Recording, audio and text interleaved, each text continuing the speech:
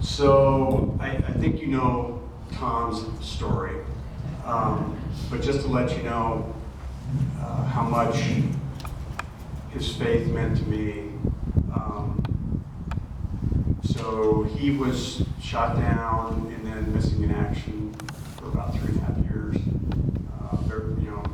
floating around various prison camps.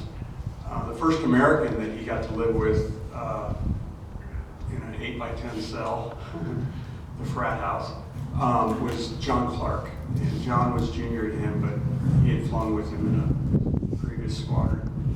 I had never met John until last year or two ago. The first thing John did was he said, "I want you to proof my book." And so he finally published a book, and he's got one full chapter on how my dad's faith saved his life. And then I started getting contacted by many others that my dad lived with about how my dad's example of faith saved lives and kept them from crawling up in a corner. So I got to meet John before Dad kind of started his decline, and that was just a special gift. So that's a great book. If you want a chance to read it, Eagle Hunts. Anyway, let me pass the remaining time to my sister, my other mother growing up. She's the adult in charge. Thank you.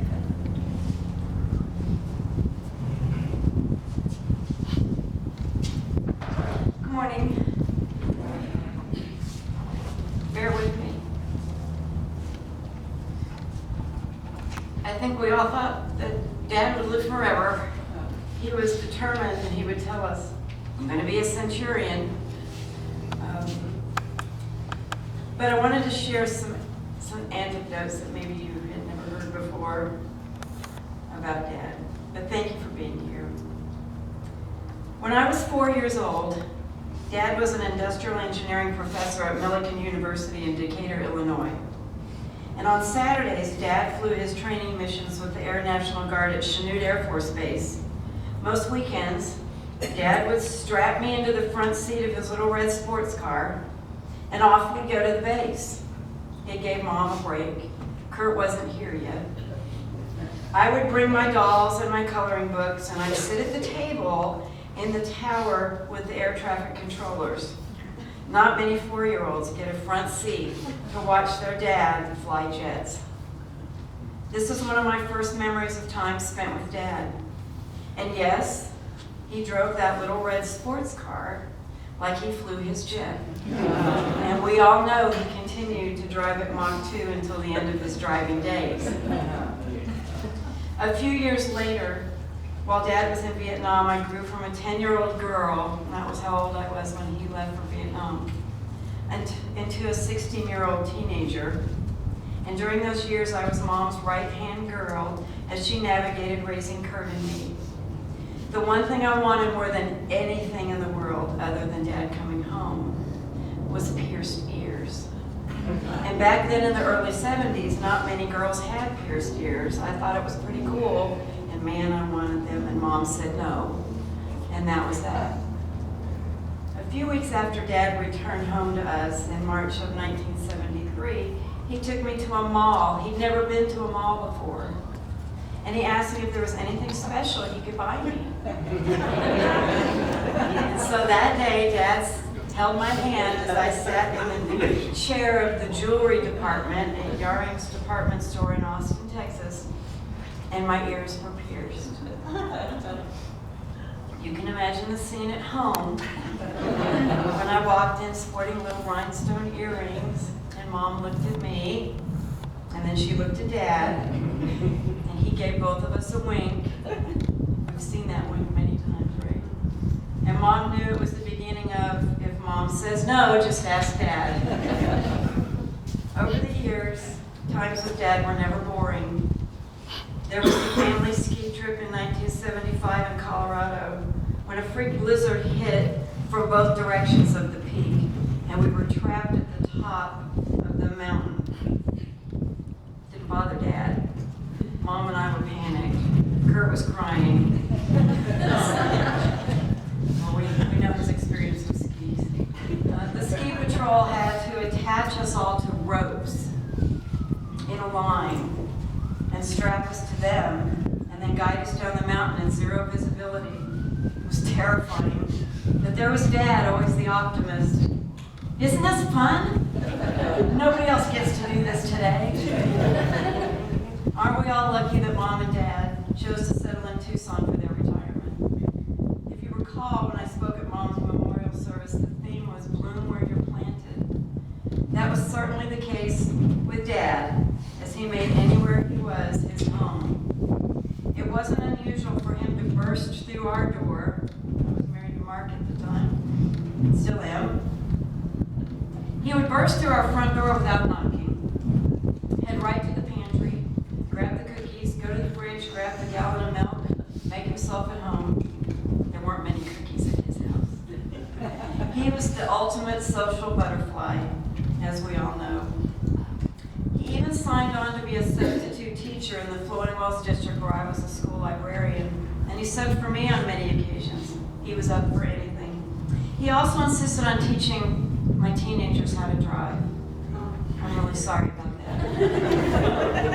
In Dad's last couple of years, when his memory was failing him, he was still the most optimistic man on the planet. He greeted all of us, but in particular his caregivers and hospice team with, "Hey, babe." And he loved everyone with such enthusiasm. On my trip here this past July, his hair had grown long, and it was difficult to get him to the barber shop, so I decided to give him a trim. Kurt came with me. We wheeled him into the kitchen where the best light was in his apartment, and Kurt and I draped him in a towel so I could get to work. And he asked me, "How do you fit in things here?" He wasn't sure who I was, which wasn't unusual given his dementia. He asked Kurt how many siblings he had, and Kurt said, "Just her. Pam, she's your daughter." Dad said, "No, I don't think I have a daughter." And then he asked me again, "How do you fit into the scheme of things here?" I gave him a hug and I said, "Tom, I'm your hairdresser. I come to see you every few months and give you a trim," to which he replied, "Oh, that's right. Thank you for taking care of my hair." He had such a huge smile on his face. Who could be upset with that? When I got the call that he didn't have much time left, on Saturday, the 10th of August, I flew here as quickly as I could, spent his last 48 hours holding his hand and talking to him. You all know how he loved his Fox News. It played on his TV 24/7. I told him, "Dad, you're not going out to Fox News." We watched movies, a few old sitcoms, Golden Girls. Even though he was not in a cognitive state at the time, he could hear. And so near midnight, this is where you need to bear with me, on Sunday, August 11th, I switched the channel to a repeat broadcast of the Olympic closing ceremonies, the Summer Olympics in Paris. And we watched the Olympic flag hand over to the contingent from Los Angeles. And there were some musical numbers, but the final number was performed in Paris, the song "My Way." I thought how odd that that would be performed at the Olympics. But I later learned that the tune was originally written by a French songwriter and then adapted by Paul Anka, who penned the version that we know today, specifically for Frank Sinatra, who was considering his retirement. Sinatra's "My Way" was my dad's favorite song. It was released in 1969 while he was a POW. So Dad didn't discover the song until his return in 1973, and he bought the 8-track and kept it in the car. And when this song played, every time he drove, he would sing it at the top of his lungs. It was his anthem, he said. So for those of us who knew and loved him, we always knew and understood that he lived his life his way. So when it was performed at the Olympic closing ceremony, I was next to Dad. His arm was like this, and mine was clasped in his. He had a fixed gaze at the time. He wasn't blinking. His breathing was shallow. He was breathing about 8, 9 respirations a minute. But when I heard this song, I said, "Dad, do you hear that? That's your song, buddy." A tear came from his eye.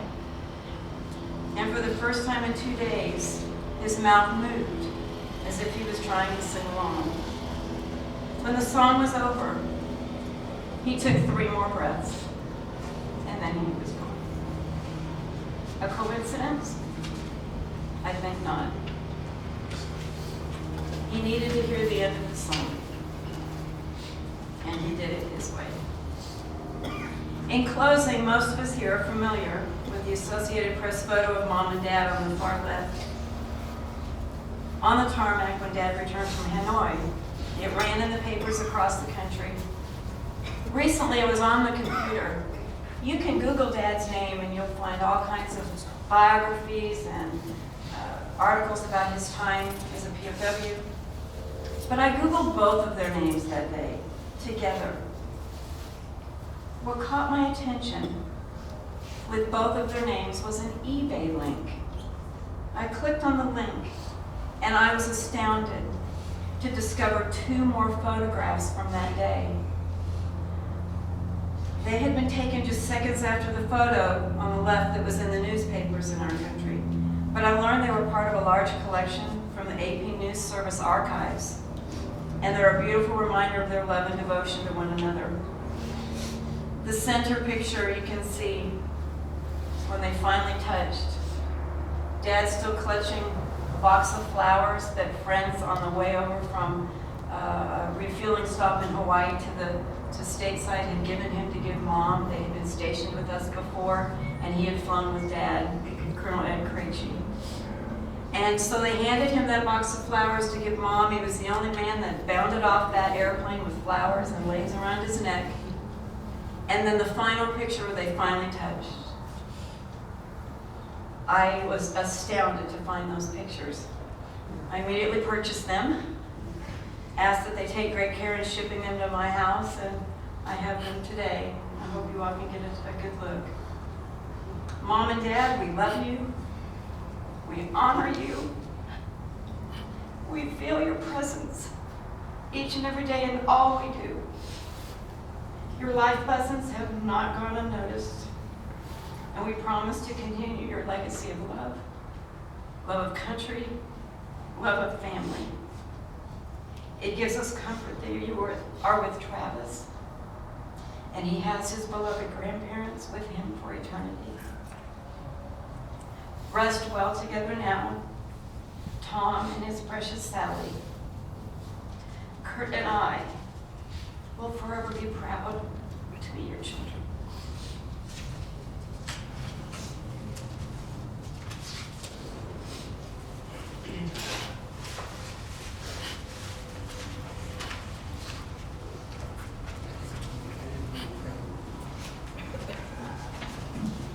This concludes our service today.